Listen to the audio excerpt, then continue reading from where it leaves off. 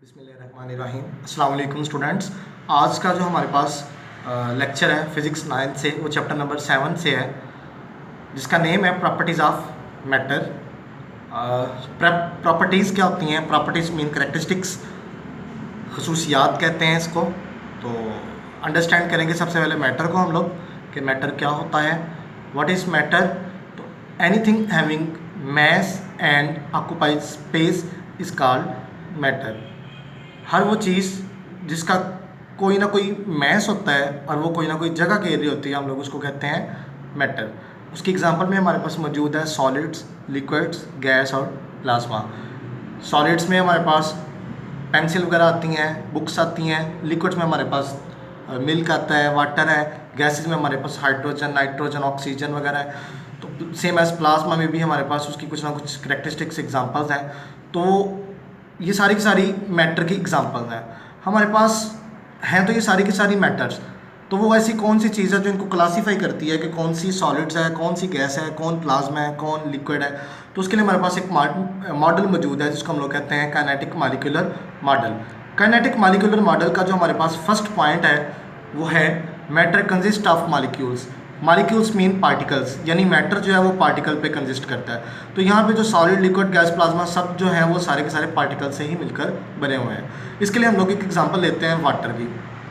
हमारे पास वाटर का एक मॉलिक्यूल है H2O, जिसमें जो वाटर का जो मॉलिक्यूल है वो कम्बिनेशन से बनता है, बॉन्डिंग से बनता है, 2 atoms of hydrogen and 1 atom of oxygen. जब 2 atoms of hydrogen and 1 atom of oxygen मिलते हैं तो हमारे पास वाटर का एक मॉलिक्यूल बन जाता है। मीन्स के 2 एटम्स के मिलने से एक मॉलिक्यूल बन जाता है। तो सो हम लोग कह सकते हैं कि वाटर लिक्विड है और लिक्विड मैटर की एग्जांपल है। सो मैटर कंसिस्ट ऑफ मॉलिक्यूल्स। हमारे पास स्टूडेंट सेकंड पॉइंट जो है वो हमारे पास मौजूद है, molecules must be in continuous motion. Molecules किस में होने चाहिए? आपके पास मोशन में होने चाहिए हैं। अब हमें पता है चूँकि कि जो वाटर का मॉलिक्यूल है H2O वो बनता है combination of 2 atoms of hydrogen and 1 atom of oxygen से। तो स्टूडेंट्स, किसी भी चीज़ में जो एटम्स होते हैं वो ऑलवेज वाइब्रेट करते रहते हैं और एटम्स के मिलने से हमारे पास मॉलिक्यूल बन रहा है। तो जैसा कि एटम्स वाइब्रेट करते हैं, देन हम लोग कह सकते हैं यहाँ पे कि मॉलिक्यूल्स भी वाइब्रेट करते हैं, मींस के मोशन में होते हैं। सो हम लोग यहाँ से कह सकते हैं कि जो H2O का मॉलिक्यूल है ये मोशन में होता है हमारे पास। देन हमारे पास जो थर्ड पॉइंट है वो है molecules attract each other. Molecules में जो एक दूसरे को जो मॉलिक्यूल्स हैं वो अट्रैक्ट करते रहते हैं। तो स्टूडेंट्स, आपको पता है जो हाइड्रोजन का जो वाटर का जो मॉलिक्यूल है वो 2 एटम्स ऑफ हाइड्रोजन से एंड 1 एटम ऑफ ऑक्सीजन से मिलकर बनता है। तो जो ये मॉलिक्यूल वाटर का बनता है ये 2 एटम्स ऑफ हाइड्रोजन और 1 एटम ऑफ ऑक्सीजन की बॉन्डिंग से बनता है। जब भी बॉन्डिंग होती है तो वो कोई ना कोई अट्रैक्शन होती है जो उनको बॉन्डिंग बनाने पे मजबूर करती है। तो जो इन दोनों के दरमियान जो फोर्स ऑफ अट्रैक्शन पाई जाती है उसको हम लोग कहते हैं intermolecular forces in the language of chemistry. तो इनमें कोई ना कोई फोर्स ऑफ अट्रैक्शन तो मौजूद थी जिसको हम लोगों ने यानी इंटरमॉलिक्यूलर फोर्सेस का नेम दे दिया, तो जिनके मिलने से मॉलिक्यूल्स बने। तो सेम एज एटम्स जो कि इनके आपस में अट्रैक्शन रख रहे हैं, सेम एज इनके मॉलिक्यूल्स भी जो होते हैं वो अपने आपस में फोर्स ऑफ अट्रैक्शन रखते हैं। उसके बाद स्टूडेंट्स हमारे पास मौजूद है, हम लोग पढ़ेंगे आज सॉलिड्स और लिक्विड्स के रिलेटेड। आज हम लोग इन दोनों में डिफरेंस करेंगे। तो सबसे पहले हम लोग इनको स्टूडेंट्स देखेंगे सॉलिड्स की एग्जांपल में और एंड लिक्विड्स की एग्जांपल में से कि हमारे पास ये किस तरह से है। तो सबसे पहले हम लोग जो इनमें डिस्कस करेंगे वो इनकी एग्जांपल्स हैं हमारे पास। सॉलिड्स के एग्जांपल में सबसे पहले हम लोग ले लेते हैं टेबल, नाइफ, पेंसिल, और लिक्विड्स के एग्जांपल में हम लोग स्टूडेंट्स ले लेते हैं वाटर और मिल्क वगैरह को।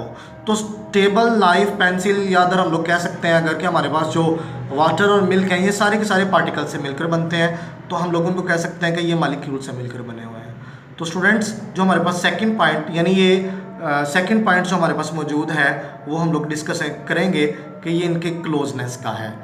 आपको पता है कि जो सॉलिड्स होते हैं उनकी जो फॉर्मेशन होती है वो कुछ इस तरह की होती है, ये हमारे पास उसके लिए फॉर्मेशन है उसकी। और सेम एज लिक्विड्स में जो फॉर्मेशन होती है वो इस तरह से होती है। मींस यहाँ पे जो सॉलिड्स के जो मॉलिक्यूल्स होते हैं वो एक दूसरे के साथ जुड़े हुए होते हैं, उनमें डिफरेंस नहीं होता। यानी बहुत क्लोज होते हैं वो। सेम एज अगर लिक्विड की बात करें तो उनमें जो मालिक्यूल्स के दरमियान जो डिस्टेंस होता है वो एज़ कम्पेयर टू सॉलिड्स वो कम होता है, किसमें, लिक्विड्स में।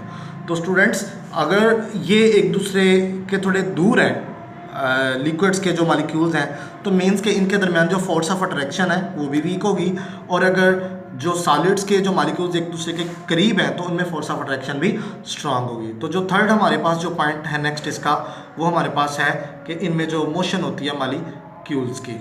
तो स्टूडेंट्स हमारे पास जो सॉलिड्स में जो एटम्स मालिक्यूल्स, एटम्स और मालिक्यूल्स जो हैं वो ऑलवेज मोशन में होते हैं। हमने चूँकि ऊपर अभी अभी हम लोगों ने जो वाटर की एग्जांपल ली, तो उसमें हम लोगों ने देखा कि जो दो एटम्स हैं वो वाइब्रेट करते हैं, उनकी वजह से मालिक्यूल्स भी क्या करते रहते हैं, वाइब्रेट करते रहते हैं। तो स्टूडेंट्स यहाँ पे हमारे पास जो सॉलिड्स और सेम एज लिक्विड्स में जो हमारे पास मौजूद है मालिक्यूल्स वो ऑलवेज मोशन में होते हैं।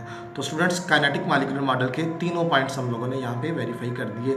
ये स्टूडेंट्स आपको पहले ही वेरीफाई करवा दिया गया है कि जो फोर्स ऑफ अट्रैक्शन होती है सॉलिड्स में वो स्ट्रांग होती है, चूँकि इसके मॉलिक्यूल्स में डिस्टेंस जो होता है वो बहुत कम होता है as compare to liquid. Same as जो लिक्विड्स में जो फोर्स ऑफ अट्रैक्शन मॉलिक्यूल्स के दरमियान होती है वो वीक होती है एज़ कम्पेयर टू सॉलिड्स। तो स्टूडेंट्स आज का हमारा टॉपिक यहीं तक।